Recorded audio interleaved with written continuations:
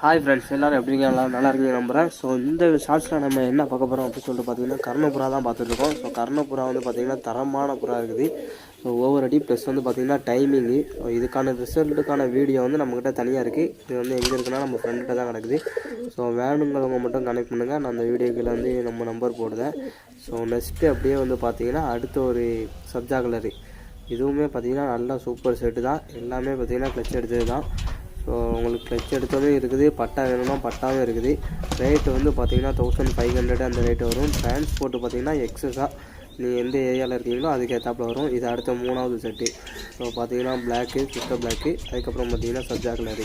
So இதுக்கான ரிசல்ட்கான video நம்மக்கிட்ட இருக்குது. ஸோ நெக்ஸ்ட்டு அடுத்த ஒரு பேர் இருக்குது. ஸோ இதுவுமே பார்த்திங்கன்னா சூப்பரான பேடு தான்.